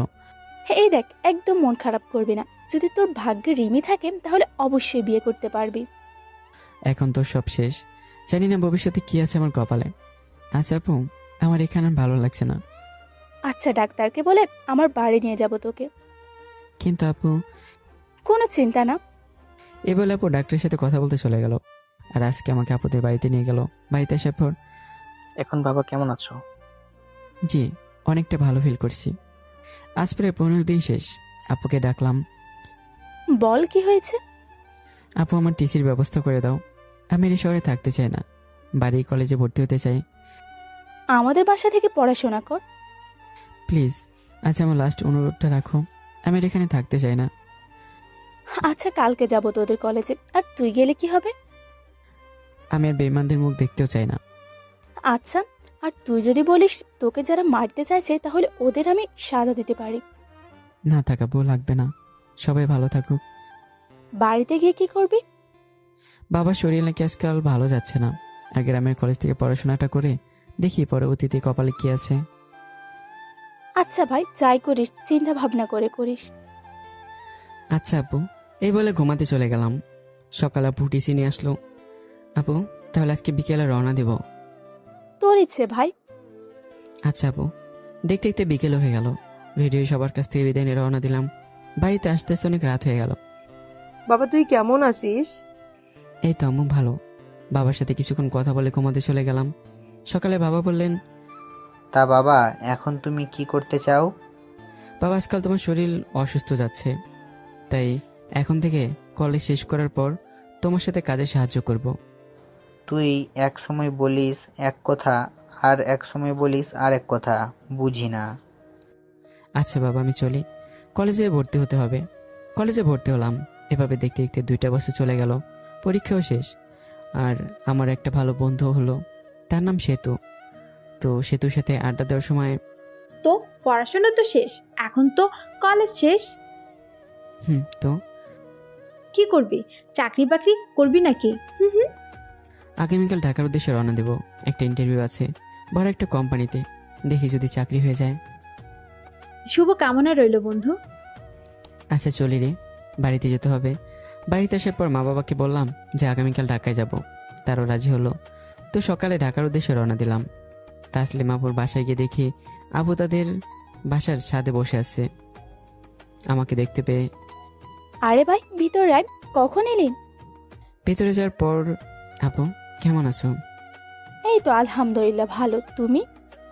আমি ভালো আছি। আচ্ছা ভাই, বাচ্চাটা কি তোমার? তুই মামা হয়ে গেছ। যাও আপু, তোমার সাথে কথা নাই। আমার ভাইটা কেন রাগ করেছে শুনি? আমি মামা হয়েছি, তুমি একবার আমাকে বলেছো। ভাই সত্যি মনে নাই, সরি। আর আপু, আমি আগামীকাল এই কোম্পানিতে ইন্টারভিউ দিতে যাব, দোয়া করো। ভাই। দাও আমার মামাকে, আমার কোলে দাও। এভাবে আড্ডা দিতে দিতে রাত হয়ে গেল। সকালে রেডি হয়ে সবার কাছ থেকে বিদায় নিয়ে অফিসের দিকে রওনা দিলাম। অফিসে গিয়ে দেখি আমার মতো অনেকেই আসছে ইন্টারভিউ দেওয়ার জন্য। মনে মনে চিন্তা করলাম, হয়তো আমার চাকরি হবে না। একে একে সবাই ইন্টারভিউ দিয়ে চলে আসলো। শেষে আমাকে ডাকা হলো। আমি ভিতরে গিয়ে দেখলাম একজন ভদ্রলোক আর একজন মেয়ে। মেয়েটা অপর পাশে ফিরে আছে, যে আমার দিকে ফেললো। বিশ্বাস করেন ভাই, মেয়েটাকে দেখে মনে হলো একটা কারেন্টের শক খেলাম। কারণ মেয়েটা হলো আমার প্রথম ভালোবাসা রিমি। মনে মনে চিন্তা করলাম, না জানি আজকে আমার কি হয়। আঙ্কেল, আপনারা একটু বাইরে যান, এই ছেলের ইন্টারভিউ আমি একা নিব। আঙ্কেল বাইরে যাওয়ার পর, কিরে ছোট লোক, লাস্টে আমার অফিসে চাকরি করতে এলি? আমি মনে মনে বলছি, না, কোনো কিছু বলা যাবে না। বাবার শরীরটা আজকাল ভালো যাচ্ছে না, জরুরি একটা চাকরি দরকার। তাই ভদ্রতার খাতিরে বললাম, জি ম্যাম, আমার একটা চাকরি দরকার। দিতে পারি, এক শর্তে। এই টাকাগুলো তুই নিবি, তাহলে দিব। দেখি 1 লক্ষ টাকার মতো। মনে মনে চিন্তা করলাম, কোনো চাল তো এর মধ্যে আছে। তাই আমি বললাম, টাকা নিয়ে আমি কি করব? তুই টাকাগুলো নিবি কিনা বল, নইলে তোর চাকরি হবে না, যেতে পারিস। চাকরির ভয়ে আমি বোকার মতো টাকাগুলো হাতে নিলাম। হঠাৎ দেখি আমার উপর মনে হয় লাইট জ্বলে উঠলো। আরে এটা দেখি লাইট না, এটা একটা ক্যামেরা। এই টাকাগুলো এখানে রাখ, এত টাকা একটা ফকিরকে মানায় না। আর মনে রাখিস, আমি যতদিন বলবো ততদিন তোর আমার অফিসে থাকতে হবে, নইলে এই টাকার পিকগুলো আমি যে তোরে দিচ্ছি, এই পিকগুলো দেখালে কি হবে তুই তো জানিস, পুলিশের ডান্ডা দিয়ে ঠান্ডা করবে। মনে মনে ভাবলাম, আজ একটা বলের জন্য তুমি আমার সাথে এই ব্যবহার করলা। হায় রে ভালোবাসা, আমি আর থাকতে পারলাম না। কান্না করতে করতে বললাম, কেন এসব করলা রিমি? আমি তো তোমাকে অনেক ভালোবাসতাম, আর সত্যি না জেনে চলে গেলা কেন? মনে রাখিস, আমি তোর ম্যাডাম, আজ থেকে আমাকে ম্যাম বলে ডাকবি। আমি চুপ হয়ে, এত অহংকার হয়ে গেল তোমার, আমি দেখে নেব। জি আচ্ছা, ম্যাম বলে ডাকবো। এইসব ন্যাকা কান্না আমার সামনে করবি না। আর ছোট লোকের বাচ্চা, আগামীকাল সময় মতো চলে আসবি। এখন এখান থেকে যা। বাড়িতে আসার পর, কে রে লাদেন, তোর মন খারাপ কেন, কি হয়েছে? আপু আমি যাকে ভালোবাসি সে আমার অফিসের বস। কে রিমি? তাহলে তো খুব ভালো, তার ভুলটা ভাঙা। সেটা মনে হয় কোনোদিনও পারবো না। ওর সাথে এখন ভালো করে কথাই বলা যায় না। চিন্তা করিস না, সব ঠিক হয়ে যাবে। রুমে গিয়ে কিছুক্ষণ কান্না করে শুয়ে পড়লাম। আর এদিকে রিমি বাড়িতে গিয়ে কান্না করে বলতে লাগলো, কেন এমন করলি তুই? কি আছে এই মিমের মাঝে যা আমার কাছে নেই? আমি তোরে এখন এমন মজা দেখাবো, আর ভালোবাসার নাম মুখে নিবি না। এখন আমার মনে শুধু প্রতিশোধের আগুন জ্বলছে। কাল থেকে অফিসে এসে দেখ আমি তোরে কি করি। তোর জীবনটাকে একেবারে নরক বানিয়ে ফেলবো। অফিসে যেতে যেতে 1 মিনিট লেট হয়ে গেছে। কেবিনে বসতেই, স্যার ম্যাডাম আপনাকে ডাকছে। যাও আমি আসতেছি। রিমিকে আজ অনেক সুন্দর লাগছে, হলুদ শাড়ি পরে এসেছে। ম্যাম আসবো? ভিতরে আসেন। কি ব্যাপার, এত সুন্দর করে বলছে কেন? কোনো রহস্য তো আছে? মনে মনে কি বলেন? কিছু না ম্যাম। এখানে বসেন। দাঁড়িয়ে ঠিক আছে ম্যাম। এই আপনাকে আমি বসতে বলছি না? জি ম্যাম, বসে পড়লাম। এই নেন কফিটা আপনার জন্য, খান। না না ম্যাম, লাগবে না। আমার মুখের উপর কথা বলেন। জি ম্যাম দেন। আমি সরল মনে খেতে লাগলাম। মুখে দিতে মনে হলো আমার মুখটা যেন ঝালে পড়ে যাচ্ছে। তুই কি মনে করেছিলি ছোট লোকের বাচ্চা, আমার অফিসে 1 মিনিট লেট করে আসবি আর তোরে আমি মাফ করে দিব? আমি আর কিছু বলতে পারলাম না। অতিরিক্ত ঝালের কারণে আমার মুখটা একদম লাল হয়ে গেছে। যে আমি উঠে পানি খেতে যাবো তখন, এই কোথায় যাস? কোনো পানি খেতে পারবি না, আর এখানে চুপ করে বসে থাক। রিমি পানির একটা বোতল দিয়ে বলল, কি পানি খাবা? প্লিজ ম্যাম একটু পানি দেন, খুব ঝাল লাগছে। ঝালের কারণে চোখ দিয়ে পানি চলে এসেছে। যখন আমাকে ধোকা দিছিলি তখন এমন কষ্ট আমারও হয়েছিল। এখন আর সহ্য করতে পারছি না, কান্না করে বললাম, প্লিজ ম্যাম আমাকে যেতে দিন। জানিস আজ তোর কষ্ট দেখে আমার খুব মজা লাগছে, আর আমার কাছে একটু পানির জন্য সাহায্যও চাইছিস। এখন তুই বল, তুই কেমন বড় ছোট লোক, 1 ফোঁটা পানি খেতে আজকে তোকে আমার কাছে সাহায্য চাইতে হচ্ছে। রিমির এই কথা শুনে আমার ঝালটা উদা হয়ে গেছে। আজ তুমি আমার সাথে যেটা করলে, এর প্রতিদিন একদিন তোমাকে দিতে হবে, মনে রেখো। কি বলিস রে ছোট লোকের বাচ্চা, তোর কাছে আমি আবার আসবো? তুই কি করে চিন্তা করলি? তোদের মতো গরিবকে শুধু বস্তিতেই মানায়। যাও ছোট লোকের বাচ্চা, এই ফাইলগুলো আধা ঘন্টার ভিতর করে আনবি, নয়তো এমন হাল করব বাড়িতে যেতে পারবি না। ম্যাম এত ফাইল 8 ঘন্টার ভিতরে কিভাবে করে আনবো? মেয়েদের সাথে রুম ডেট করতে পারিস ভালোই, আর ফাইলগুলো করে আনতে পারবি না? ম্যাম আমার চরিত্র নিয়ে কথা বলবেন না। তোর আবার কিসের চরিত্র রে? সারাদিন কোনো না কোনো বড় লোকের মেয়েকে পটিয়ে রুম ডেট করতে নিয়ে যাস, আবার বলিস চরিত্র নিয়ে কথা বলবেন না। আমি জানি রিমি আমার উপরে প্রতিশোধ নিচ্ছে, তাই কিছু না বলে আমার কেবিনে এসে কাজ করতে লাগলাম। আমার পাশের টেবিলে একটা মেয়ে কাজ করছে। আমাকে দেখে, হাই, আপনার নাম কি? আমার নাম শেখ লাদেন ইসলাম তানজিম। আপনার? আমার নাম বর্ষা। আচ্ছা, আপনি দেখলাম ম্যাডামের কেবিনে আধা ঘন্টার মতো কি করছিলেন? যা বাবা, এখন কি বললো? মনে মনে বললে তো শুনতে পারবো না, একটু জোরে বলেন। এই তো ম্যাডামের কাছে কাজ শিখছিলাম। ম্যাম ওনাকে কাজ শেখায়? আজ প্রথম শুনলাম। আচ্ছা সেই সব বাদ দেন, আপনার হাতে এই ফাইল কিসের? এগুলো ম্যাম দিছে, 8 ঘন্টার ভিতরে করতে হবে। কি বলেন? এত তাড়াতাড়ি কিভাবে করবেন? আচ্ছা দেন, আমিও করে দিই। এমনিতে কেন আপনি আমাকে সাহায্য করবেন? পরে আপনি বিপদে পড়তে পারেন। আচ্ছা তাহলে আজকে থেকে আমাকে বন্ধু ভাবতে পারেন। এখন দেন তাহলে। আচ্ছা এই নিন, কাজ করতেছি আর কথা বলছি। আচ্ছা আপনার কোনো গার্লফ্রেন্ড নেই? এসব শুনে আপনি কি করবেন বলেন তো? আরে এমনি জানতে চাইলাম আর কি। গরিবের আবার গার্লফ্রেন্ড? সত্যি বললাম না, না হলে সমস্যা হতে পারে। কেন? গরিবরা বুঝি মানুষ না? আজকাল গরিবের কোনো দাম নেই। গরিবকে তো ধনীরা মানুষ বলে মনে করে না, যেভাবে সে সেভাবেই কাটায়। নিজের মনটা বড় করেন, তাহলে এসব ফালতু চিন্তা আসবে না। মানুষ তো মানুষই, এর মাঝে আবার গরিব ধনী কি? আচ্ছা এসব বাদ দেন, আপনার কোনো বয়ফ্রেন্ড নেই? না, আমি এসব বয়ফ্রেন্ড বিশ্বাস করি না, একেবারে বিয়ে। আমি এটাই ভালো মনে করি। স্যার, ম্যাম আপনাকে ডাকছে। যাও, আমি আসতেছি। এই নিন, আমার কাজ হয়ে গেছে। ধন্যবাদ আপনাকে। বন্ধুর মাঝে নো সরি নো ধন্যবাদ। আচ্ছা যাই, দেখি ম্যাম কি বলে। ম্যাম আসতে পারি? ভিতরে আয় ছোট লোক। মনে মনে বললাম, এত অহংকার হয়ে গেল তোমার। একদিন দেখো, এই অহংকারই হবে পতনের মূল। কিরে ছোট লোকের বাচ্চা, যেখানেই বড় লোকের মেয়ে দেখিস সেখানেই কথা বলতে শুরু করিস। ম্যাম, ওর সাথে জাস্ট পরিচিত হলাম, এর বেশি কিছু না। প্রথম প্রথম পরিচয়, তারপর প্রেম, তারপর। প্লিজ ম্যাডাম, আর কিছু বলবেন না। এই যে আপনার ফাইল নিন। দে, আর এই ফাইলগুলো নে। ম্যাম, লাঞ্চ করবো তো, লাঞ্চের সময় হয়ে গেছে। আর এই ফাইলগুলো কিভাবে করে আনবো? আমাকে এত কথা বলতে আসবি না, কিভাবে করবি তুই জানিস। আর তোর মতো ছোট লোকের কোনো খাবার খাওয়া লাগবে না। ম্যাম, গরিব বলে কি আমরা মানুষ না? মানুষ তো ঠিকই, তবে তোদের মতো গরিবের এটাই প্রাপ্য। ম্যাম। কিরে, এভাবে দেখিস কি? চোখ নিচে নামা বলছি, শালা লুচ্চা কোথাকার। জাগিয়ে কাজ কর। কেবিনে আসার পর। কি ব্যাপার লাদেন, তোরে মেম এত ফাইল আবার দিল কেন? জানি না রে। আচ্ছা চল তাহলে লাঞ্চ করে আসি। না রে, আমার অনেক কাজ আছে, তুই কর। আরে চল না, কিছু হবে। লাঞ্চ শেষ করে আবার কাজ করতে লাগলাম। কাজ করতে করতে অফিসের সময় হয়ে গেল। লাদেন, বাড়িতে যাবি না? একটু দেরি হবে, ফাইলটা শেষ করে আসছি। প্রথম দিনে এত দেরি করে বাড়িতে যাবি? সমস্যা নেই রে, কাজ তো শেষ করতে হবে, তুই চলে যা। আচ্ছা। কাজ শেষ করতে করতে দেখি 9টা বেজে গেল। এখন শুধু আমি, পিয়ন আর রিমি আছি। একটু পর দেখি রিমি বাড়ির জন্য বের হয়েছে। আমাকে দেখতে পেয়ে। আর কাজ করতে হবে না, চলে যাও। জি ম্যাম। মনে মনে ভাবলাম, তাও রিমি কি এখন আমাকে ভালোবাসে, নাকি ওর মনে এখন আমার জন্য ঘৃণা আছে? বাসায় আস্তে আস্তে রাত 9:30টার মতো বেজে গেল। কলিং বেল দিতেই তাসলিমা আপু এসে দরজা খুলে দিল। কি রে, তোর এত দেরি হলো কেন? সে অনেক কাহিনী আপু, আগে ফ্রেশ হয়ে নেই, পরে বলতেছি। ফ্রেশ হয়ে এসে দেখি আপু আমার রুমে বসে আছে আর বলল, কি হয়েছিল রাজকে?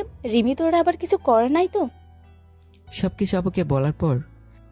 তোর ধোকা দেওয়াটা রিমি এখনো মানতে পারে না, তাই হয়তো তোর এত কষ্ট দিচ্ছে। আপু, ওরে তো আমি এখন অনেক ভালোবাসি, কেন এমন করে আমার সাথে? কান্না করিস না রে ভাই, দোয়া করিস সব যেন ঠিক হয়ে যায়। দুলাভাই কোথায় আপু? এই তো মাত্র অফিস করে এসেছে। আচ্ছা খেতে চল। খাবার টেবিলে। কি খবর শালা বাবু, কেমন আছো? এই তো দুলাভাই, আলহামদুলিল্লাহ ভালো, তুমি? আমিও। খাবার টেবিলে তাসলিমার আব্বু, মানে আমার আঙ্কেল। বাবা, আমি আগামীকাল চলে যাব। কোথায় যাবেন আঙ্কেল? লন্ডনে যাব, একটু কয়েকদিন থেকে চলে আসব। বড় একটা কোম্পানির সাথে ডিল হয়েছে।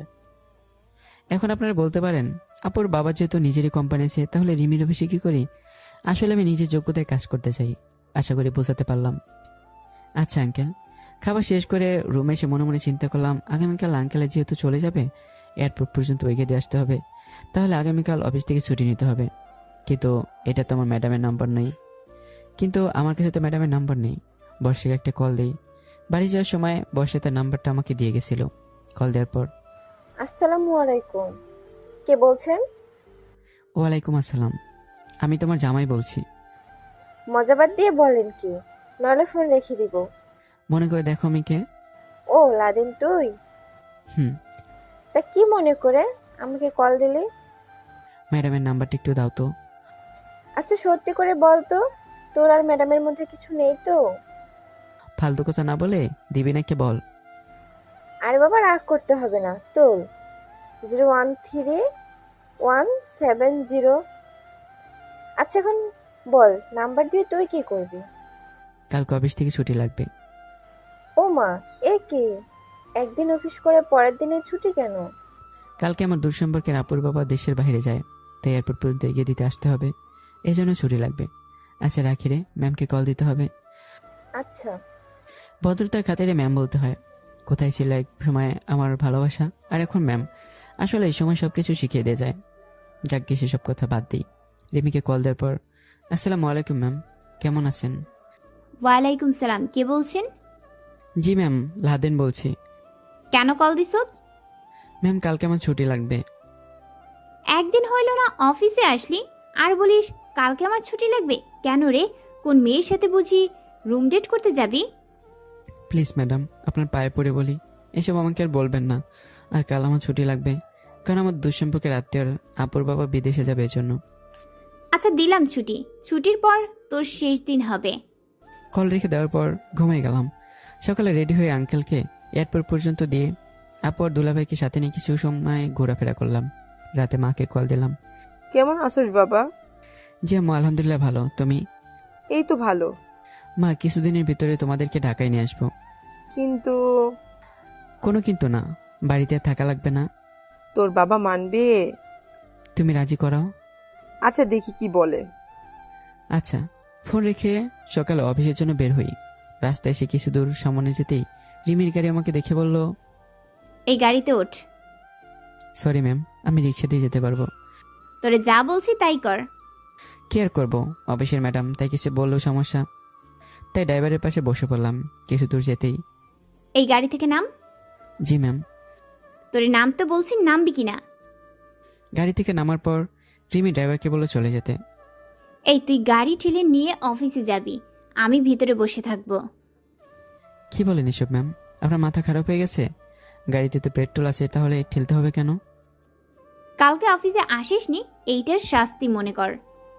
ম্যাম একটু চিন্তা করে দেখেন, এতদূর পর্যন্ত কিভাবে ঠেলে নেব? আমার মুখের উপর কথা বলার পরিমাণটা কিন্তু ভালো হবে না। কিছু বললেই সমস্যা, তাই কিছু না বলে গাড়ি ঠেলতে লাগলাম।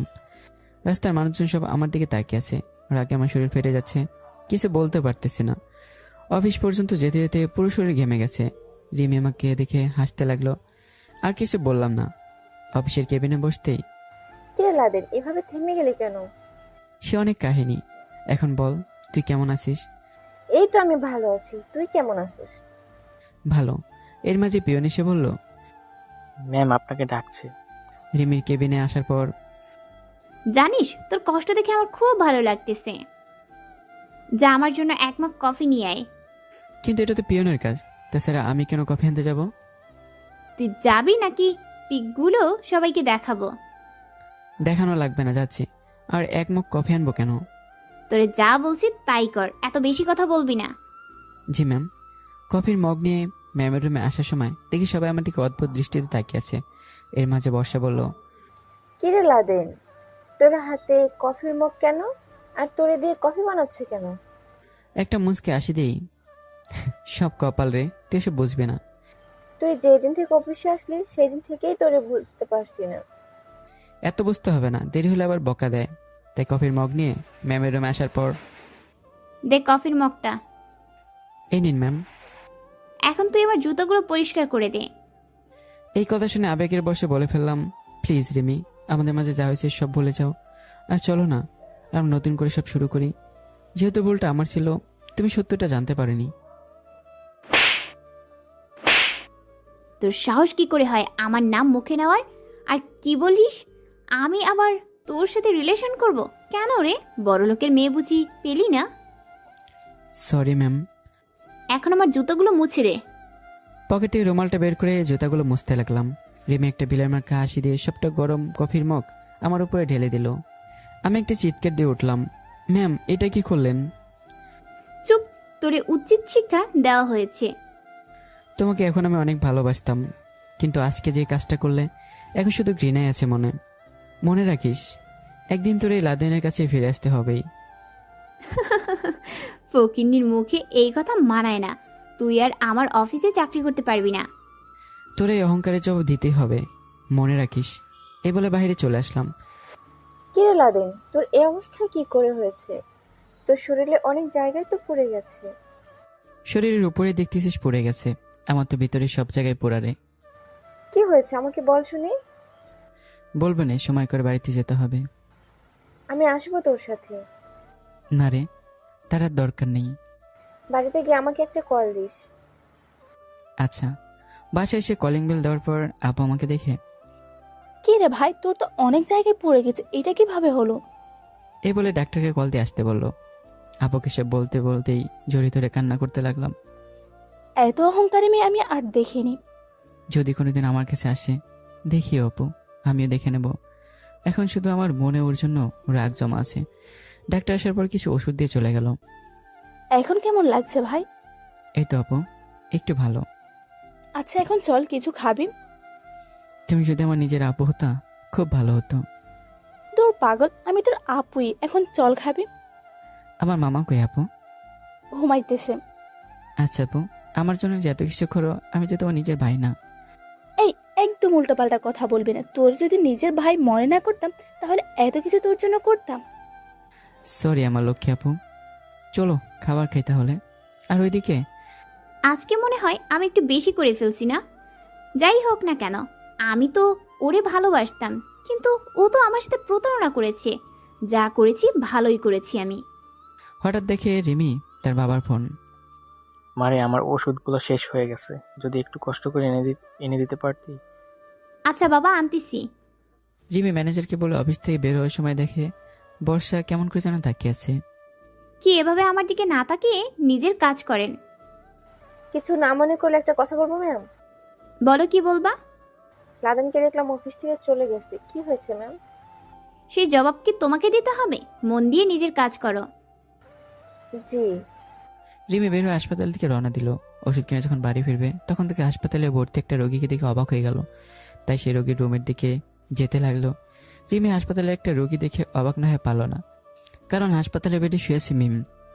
রিমি মিমের কাছে গিয়ে দেখলো মিম একেবারে শুকিয়ে গেছে, আর চেহারায় অনেকটা কালো দাগ হয়ে গেছে। মিম রিমিকে দেখে, কি রে রিমি, কেমন আছিস? আমি ভালো আছি। আর তোর এই অবস্থা কেন রে? সব অভিশাপের ফল। মানে কি বলছিস? আর লাদেন তোর সাথে যে প্রতারণা করেছে, আমি তার শাস্তি দিয়েছি। আর কোনো মেয়ের সাথে প্রেম করে রুম ডেট করবে না। তার মানে লাদিন এখনো বেঁচে আছে? কেন? লাদেনকে আবার কে মারবে লুচ্চা শালা? মনে হয় আর আমার অফিসে আসবে না যেই শাস্তি দিয়েছি। এই, তোর মাথা খারাপ হয়েছে? তুই লাদিনকে কি শাস্তি দিয়েছিস শুনি? ও তোর সাথে প্রেম করে রুম ডেট করেছে, এই জন্য আমি ওকে। অফিসের সবকিছু খুলে বলল। খুব বড় ভুল করলি রে। তুই লাদিনের কোনো দোষ নেই, সব আমার বানানো প্ল্যান ছিল। আর আজ লাদিনের অভিশাপে আমার এই অবস্থা। মিম শুনে কান্না করে বলল, কি সব বলছিস? কিছুই তো বুঝতে পারছি না। তাহলে শোন।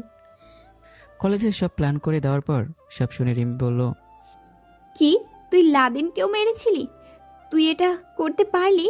তুই জানিস না লাদেনকে আমি কতটা ভালোবাসি? আর তুই কিনা আমার বেস্ট ফ্রেন্ড হয়ে এই প্রতিদান দিলি। ছি ছি, তোর প্রতি এখন আমার ঘৃণা হচ্ছে। লাদেন ঠিকই বলেছিল, একবার সত্যিটা শুনে যাও। আর আমি সরল মনে তোরে বিশ্বাস করে আজ আমার এই অবস্থা। এখন আমি কি করে ওর সামনে যাব? সব দোষ আমার রে, আজ এই জন্য আমার এই অবস্থা। এ বলে মিম রিমির গায়ের উপর পড়ে বলে, প্লিজ রিমি, আমাকে মাফ করে দে, আমার ভুল হয়ে গেছে। ভুল তো তোর হয়নি, ভুল হয়েছে আমার।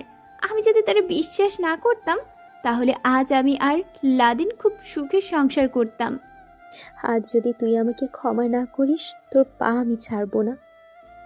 মিম তবুও পা ধরে আছে। যা হবার তো হয়েই গেছে, আমার কপালে ছিল এই জন্য।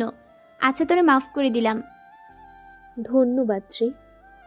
আচ্ছা তোর এই অবস্থা কেন? তুই তো আগে এমন ছিলি না। আমার বাবা খুব বড় লোক ঘরে আমাকে বিয়ে দেয়।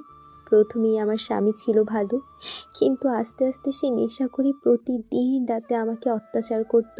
কাউকে বলতে পারতাম না, কিন্তু পরে এক সময় এমন হয় সে তার বন্ধুদের নিয়ে আমাকে রেপ করায়। এই জন্য আমি বাবাকে সব বলি, পরে বাবা আমাকে সেখান থেকে নিয়ে আসে। কিন্তু একটা জিনিস বুঝলাম না, তুই লাদেনকে মেরে ফেলার পরেও কিভাবে বেঁচে আছে? আমিও তো বুঝতে পারছি না। যে বাঁচিয়েছে খুব ভালো করেছে, জানি না এখন আমাকে মেনে নেয় কিনা। দরকার পড়লে আমি লাদেনের পায়ে ধরবো, আমাকে নিয়ে যা। তার আর দরকার নেই। আমার লাদেনের কাছ থেকে ক্ষমা চাইতে হবে রে, নইলে মরেও আমি শান্তি পাবো না। আচ্ছা, লাদেনের বন্ধুদের কি খবর? ওরা কিভাবে পারলো তোর সাথে হাত মিলিয়ে লাদেনের সাথে প্রতারণা করলো? লাদেনের বন্ধুদের সবাইকে মেরে ফেলা হয়েছে। কি বলিস? কে মারছে? ওর বন্ধুরা টাকার জন্য একটা বড় গুন্ডাকে মেরে ফেলেছিল, পরে গুন্ডাটার ভাই ওর বন্ধুদের মেরে ফেলেছে। তুই জানলি কিভাবে? নিউজে। আচ্ছা এখন যাই রে, লাদেনের কাছে ক্ষমা চাইতে হবে। আর এদিকে আমি সেতুকে কল দিলাম। কি রে কুত্তা, এতদিন পর তোর আমাকে মনে পড়লো? সরি রে, একটু ব্যস্ত ছিলাম তো এই জন্য। দূরে গেলে সবাই পরই হয়ে যায়। আচ্ছা বাদ দে এসব কথা, তুই কেমন আছিস? গরিবের খোঁজখবর কে নেয়? লাথি খাবি সেরি। সত্যি কথা বললে তো গায়ে লাগবে। ধুর, তোর সাথে কথাই বলবো না। কই রাগ করার কথা আমার, আর রাগ করলি তুই? তো তুই কিভাবে কথা বলছিস? রাগ করবো না তো কি করবো? আচ্ছা বাবা, সরি। আমি ভালো আছি, তুই কেমন আছিস? এই তো আমি ভালো আছি। এভাবে অনেকক্ষণ কথা বলার পর ঘুমিয়ে পড়লাম। হঠাৎ দিকে একটা মেয়ে আমাকে ডেকে তুললো। মেয়েটাকে দেখে দেখে কেমন যেন চেনা চেনা লাগছে। কি দুলা ভাই, চিনতে পারছেন না? ও, তার মানে তুমি আমার ছাত্রী ফারজানা। দেখতে তো মাশাআল্লাহ অনেক কিউট হয়েছে আগের চেয়ে। ধন্যবাদ দুলা ভাই। দুলা ভাই বলবা না, ভাইয়া বলো। আর তুমি এখানে কি করো? শুধু আমি না, আমার আপু সাথে বাবা মাও এসেছে। কিন্তু কেন? আপুর আর তোমার বিয়ের কথা পাকা করতে। ফারজানার কথা শুনে রাগ উঠে গেল। তাই শোয়া থেকে উঠে বাইরে আসার পর দেখি আপু আর দুলা ভাইয়ের সাথে তারা কথা বলছে। আর রিমিকে দেখে এক কোণে দাঁড়িয়ে আছে। আমি আপুকে বললাম, আপু একটু এদিকে আসবা? ভাই বল, কি হয়েছে? দেখো আপু, আমি মেয়েকে বিয়ে করতে পারবো না। দেখ আমার ভাই, এক সময় তো তুই এই মেয়েকে ভালোবাসতি, আর সে তো আরে জেনে বুঝে সব করে নাই। আমাকে বলেছে মিমের কাছ থেকে নাকি আজ সত্যিটা জানতে পেরেছে। আপু দেখ ভাই, আমি তোর বিয়েটা দিয়ে আচার হতে চাই, নইলে কোন দিন তুই কোন মেয়ে নিয়ে আসিস আর আমি মনে করি আমার উপরে তুই কথা বলবি না। এই আপু আমাকে মারার থেকে বাঁচিয়েছে, তার উপরে আমি কিছু বলতে পারবো না। তাই বললাম, আপু আমার মা বাবার অনুমতি লাগবে। তাদের সাথে কথা হয়ে গেছে, আর আমি বলছি আগামীকাল তারা চলে আসবে, এসে বিয়ের দিন তারিখ ঠিক করবে। এত সহজে আমি রিমিকে ছেড়ে দিব না। আমাকে যেভাবে শাস্তি দিয়েছে আমি ঠিক তেমনিভাবে দেব। রিমির বাবাকে গিয়ে সালাম দিলাম, ভালো মন্দ কিছু জিজ্ঞেস করলাম। আচ্ছা তাহলে আজ আমরা উঠি। আচ্ছা বাবা মা তোমরা যাও, আমি আর আপু একটু পরে আসবো নে। আচ্ছা। এই বলে আঙ্কেল আর আন্টি চলে গেল। ফারজানা আপুর সাথে বসে আছে, আর আমি রুমে আসার পর দেখি রিমি আসতেছে। এসে আমার পায়ের কাছে পড়ে যায়। প্লিজ লাদেন, আমাকে মাফ করে দাও, আমি না জেনে তোমাকে অনেক শাস্তি দিয়েছি। আগে পায়ের কাছে থেকে উঠো বলছি। রিমি কেঁদে কেঁদে বলল, বলো মাফ করছো? মাফ করে দেব? এই মাপ শব্দটা শুধু আমিই চিনলাম না। আমার মেজাজ গরম হওয়ার আগে বলছি, তুমি এখান থেকে চলে যাও। তুমি যদি মাফ না করো, এই দেখো সাথে চুরি নিয়ে এসেছি, আমার নিজের পেটে নিজে ফুটো করে দিব। কিন্তু এই থাম থাম, কি করছিস? এর মধ্যেই রিমির ফোন বেজে উঠলো। এক হাতে ফোন ধরে আরেক হাতে ছুরিটা নিয়ে ফোনে কথা বলছে। কিন্তু রিমি দেখি ফোনে কে জানি কি বলছে। হাত থেকে ছুরিটা নিচে পড়ে গেল। রিমি অজ্ঞান হয়ে মাটিতে লুটিয়ে পড়লো। আমি তাড়াতাড়ি রিমিকে ধরে ফেললাম। আমি চিৎকার দিয়ে বললাম, আপু। আপু আর পারছে না। আমার কথা শুনে উপরে এসে দেখে রিমি অজ্ঞানে মাটিতে পড়ে আছে। তুই সত্যি করে বল, রিমিকে কিছু করিস নাই তো? আরে আপু, আমি কিছুই করিনি। আগে পানি আনো, জ্ঞান ফেরাতে হবে। মাথায় পানি দেওয়ার পর রিমির জ্ঞান ফেলল। কি হয়েছে রিমি, তুমি হঠাৎ অজ্ঞান হয়ে পড়লা কেন? রিমি কান্না করে দিয়ে বলল, আমার আব্বু আর আম্মু গাড়ি অ্যাক্সিডেন্ট করেছে। এক লোক ফোন করে বলল তাদের অবস্থা নাকি বেশি একটা ভালো না। এ বলে কান্না করতে লাগলো। আমরা তাড়াতাড়ি সবাই হাসপাতালের দিকে রওনা দিলাম। হাসপাতালে যাওয়ার পর দেখি রিমি প্রচুর কান্না করছে। ডাক্তার বের হয়ে বলল, সরি, ওনার বউকে বাঁচাতে পারি নাই। আর এখানে লাদেন কে? জি ডাক্তার, আমি। আপনাকে উনি কিছু বলতে চায়। সবাই একসাথে ভিতরে যাওয়ার পর রিমির বাবা আমাকে ডেকে বলল, বাবা, জানি আমার মেয়েও তোমাকে অনেক কষ্ট দিয়েছে। আমাকে কথা দাও, তুমি আমার মেয়েকে বিয়ে করে সুখে রাখবা, কোনো কষ্ট দিবা না। কথা দিলাম আঙ্কেল। এই কথা বলে উনিও মারা গেলেন। রিমিতে একটু পর পর কান্না করে অজ্ঞান হচ্ছে, আর ফারজানাকে আপু নিয়ে গেছে। হাসপাতাল থেকে লাশগুলো বাড়িতে নিয়ে যাওয়া হলো। কাফনের কাপড় পরিয়ে কবর দেওয়া হলো। আজ 2 দিন হয়ে গেল। আপু এসে বললো রিমি নাকি খাবার খাচ্ছে না। আমি সব কিছু বলে গিয়ে, কারণ রিমির এমনিতে মন মানসিকতা ভালো নেই, রিমির জন্য খাবার নিয়ে গেলাম। দেখি রিমি শুয়ে আছে আর এখনো কান্না করছে। রিমি ডাক দেওয়ার পর শুধু সে দেখলো, আর কিছু বললো না। খেয়ে নাও, 2 দিন ধরে কিছুই খাওনি। কেন এসেছো? চলে যাও, আমার কেউ নেই, লাগবে না আমার কাউকে। আমি রিমিকে জোরে ধরে বললাম, এই নাও, আমি খাইয়ে দিচ্ছি, দেখে হাঁ করো। আমাকে দয়া করছো? দেখো, এমনিতেই তোমার শরীর ভালো না, আর আমি পিছনে সব কিছু ভুলে গেছি, আর এখন তোমাকে নিয়ে নতুন জীবন করতে চাই।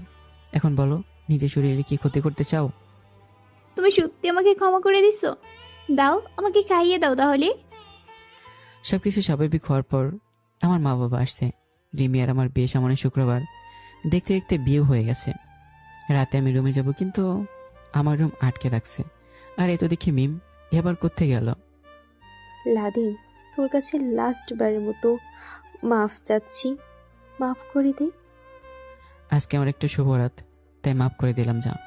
রুমে ঢোকার পর রিমি এসে আরাম করলো। আমি রিমিকে জড়িয়ে ধরে বললাম, এই কি করো? তোমার স্থান আমার পায়ে নয়, আমার বুকে। আচ্ছা চলো, 2 রাকাত নফল নামাজ আদায় করে নিই। নামাজ শেষে, রিমি এই নাও তোমার দেনমোহর। আমার টাকা লাগবে না, আমার তো চাই আপনাকে, আপনি হলেও হবে। তা বললে হবে না, না বলছি। আচ্ছা দাও। আমার বউকে তো অনেক সুন্দর লাগছে। যাও, কি যে তুমি বলো না। আচ্ছা, তোমার কাছ থেকে একটা কথা জানার ছিল। বলো। মিম তোমাকে মারার পর কে তোমাকে বাঁচাইলো? ওই আমার তাসলিম আপু। আমাকে মাফ করে দিচ্ছ তো মন থেকে বলো? মাফ করা একটা মহৎ গুণ, আর আমি তো আমার বাবুর উপর রেগে থাকতে পারি না। জানো বাবু, তুমি যেদিন আমার উপর গরম কফি ফেলে দিছিলা, তখন আমার খুব রাগ হয়েছিল। সরি বাবু। এই কান্না করবা না একদম, যা হয়েছে সব ভুলে গেছি আমি। তুমি যেহেতু আমার। কি ব্যাপার, কাঠের নিচে কিসের শব্দ করে? ও মা, এই তো দেখি ফারজানা। দুলা ভাই, এই তুই খাটের নিচে কি করিস? দেখছিলাম আপু, মানুষ বাসরাতে কি করে। ফারজানা, তুই যা তো। বকা দেন কেন দুলা ভাই? ফারজানা যাওয়ার পর দরজা লাগিয়ে, এখন বলো। আমি আজ আমার ভালোবাসার মানুষ পেয়ে গেছি। এখন বলো, তুমি আমার কাছে কি চাও? আমি চাই সারা জীবন তুমি আমার পাশে থাকবা, আর আমার বাচ্চাদের মা হবা। কয়টা বাচ্চা নিব আমরা? এই একটা ফুটবল টিম হলেই হবে। এতগুলো? হুম। তাহলে তো অনেক পরিশ্রম করতে হবে। তাহলে বসে আছি কেন? এই লাইট অফ করলাম। তো বন্ধুরা, গল্পটি এখানেই শেষ করা হলো। একটু ছোট হয়েছে। আল্লাহ হাফেজ।